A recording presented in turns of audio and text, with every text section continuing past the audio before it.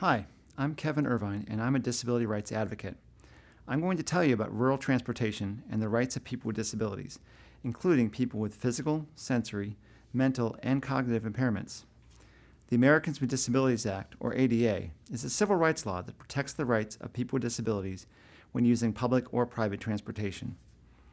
The ADA doesn't require that public transit be provided in every community where people live. However, if public transportation is provided, it must comply with ADA requirements for accessibility for people with disabilities. Private transportation providers, such as taxi companies and intercity over-the-road bus companies, also must follow ADA requirements. Many areas of rural Illinois provide publicly funded transportation service. Most are demand response service, sometimes known as dial-a-ride, but some areas also offer standard or deviated fixed route bus service. Another transportation option in some rural areas is offered by Human Service Agency programs, which may only serve its clients. The public transportation provided in rural or small urban areas often has limited funding, which results in low levels of service.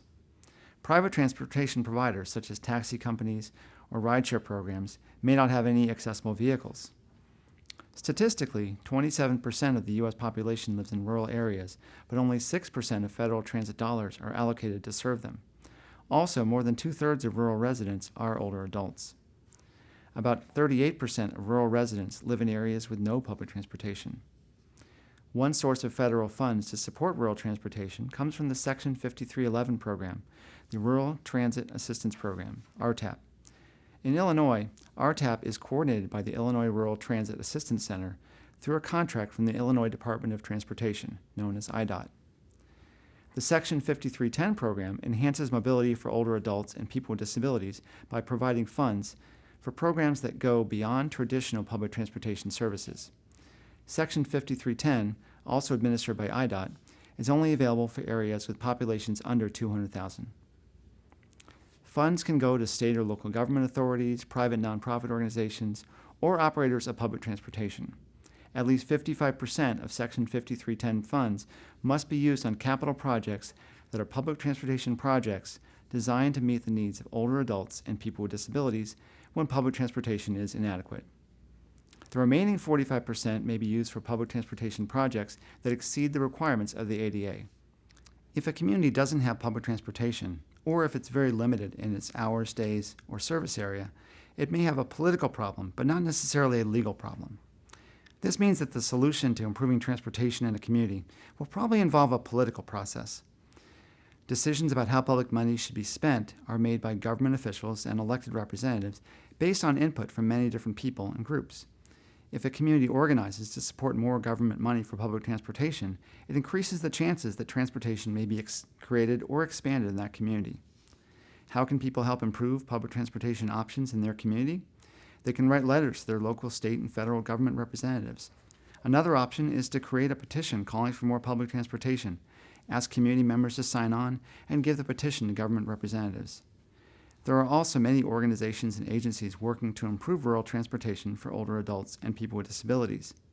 Easter Seal's Project Action is funded by the U.S. Department of Transportation to promote access to transportation for people with disabilities. Project Action collaborates with a variety of organizations on publications aimed at helping to improve rural transportation options.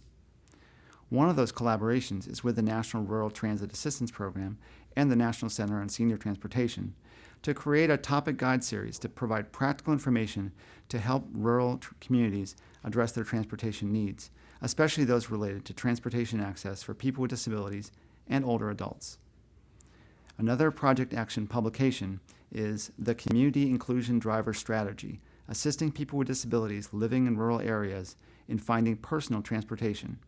This report considers how rural transportation providers can act as brokers between people with disabilities seeking rides and independent drivers who supply them. IDOT's Division of Public and Intermodal Transportation administers federal funds to pay for small buses and vans to serve older adults and people with disabilities. More information about where these funds go in rural Illinois can be found on its website. You can also find a detailed list of rural Illinois public transportation providers there. Two other national organizations that are involved in the effort to improve rural transportation options are the Association of Programs for Rural Independent Living and the Community Transportation Association of America. For more information about public and private transportation and other topics, contact Equip for Equality at 800-537-2632 or visit equipforequality.org. Thank you.